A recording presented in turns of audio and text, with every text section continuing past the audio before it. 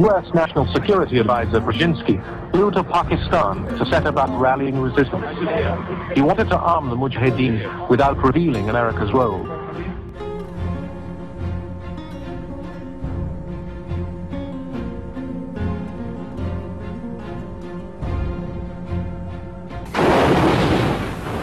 The Iraqis had already proved these tactics against Kurdish rebels, but their strategy failed to recognize that defensive armies could also move quickly into position. Away from the Kurdish mountains, large armies could become clear targets for Iranian heavy artillery.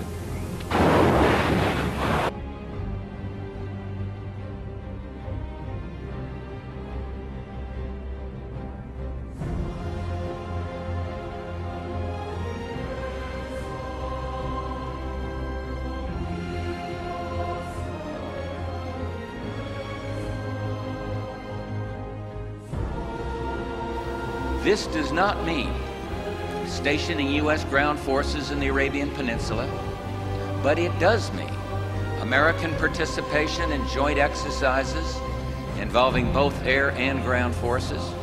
It means maintaining a capable U.S. naval presence in the region. Israel and many of the Arab states have for the first time found themselves confronting the same aggressor. This principle must be elaborated to provide for Israel's security and recognition, and at the same time for legitimate Palestinian political rights.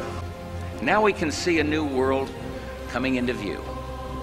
A world in which there is the very real prospect of a new world order.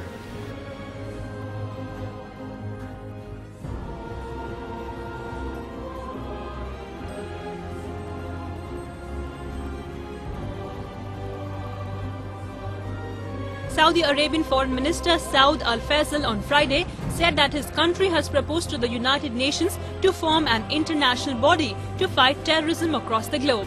Our close friend and ally Kuwait, we've had an important strategic dialogue.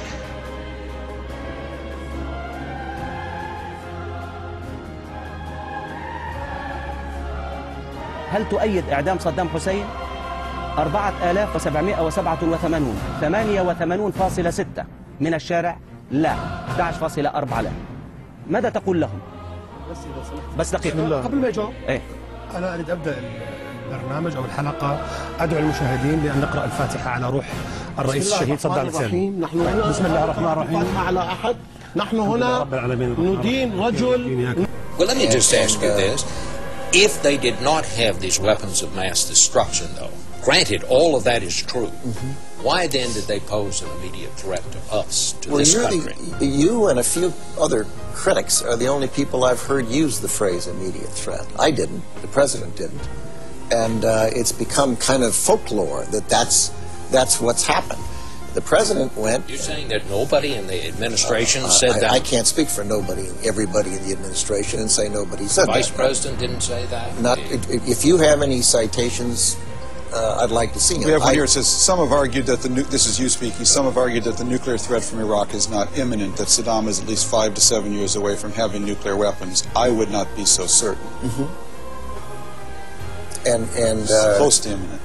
Well, I tried to be precise, and I've tried to be accurate. No terrorist state poses a greater or more immediate threat to the security of our people and the stability of the world than the regime of Saddam Hussein in Iran.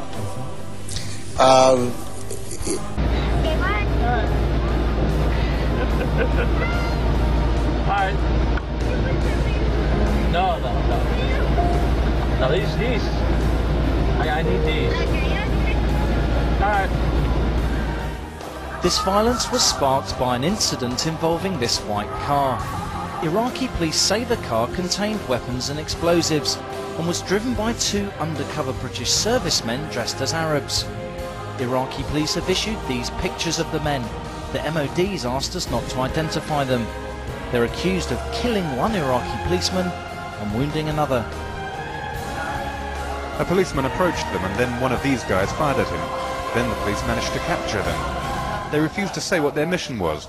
They said they were British soldiers and to ask their commander about their mission.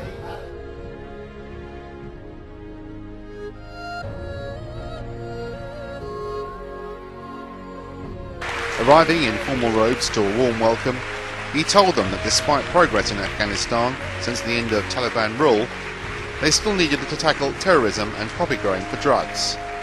That could only be done, he said, through cooperation with neighbouring Pakistan.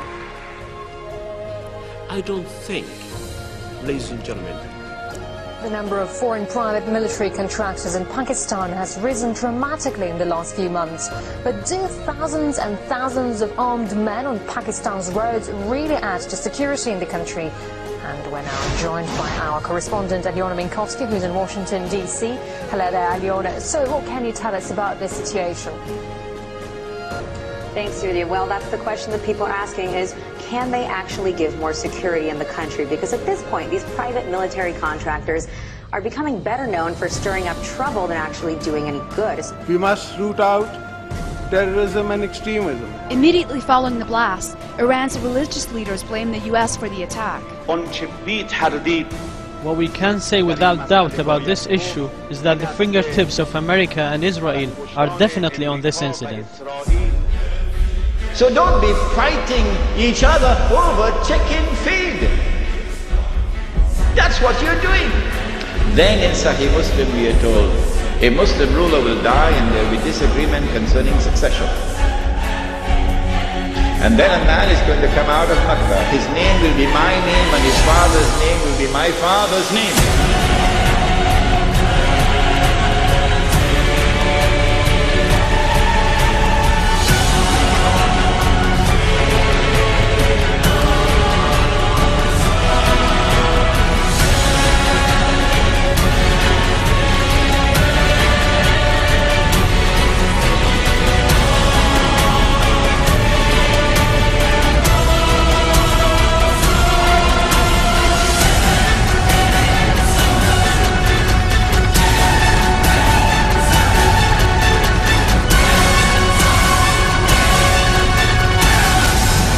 Said the Prophet ﷺ, he'll have a broad forehead and a large nose, and he'll be known as Al-Mahdi. Goodbye to bad rubbish.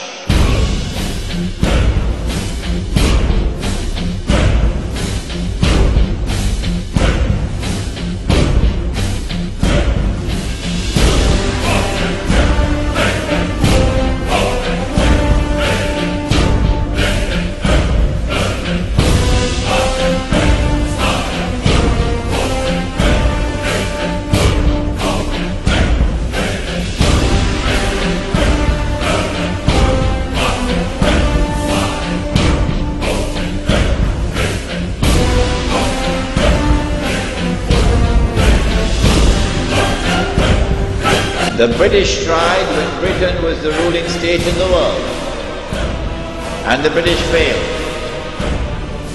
And then the Russians tried when they had the superpower, the Soviet Union. And after 12 years, the Russians failed. And guess who is trying now? Yes, the war in Khorasan has just begun, Mr. Bush. It has just begun.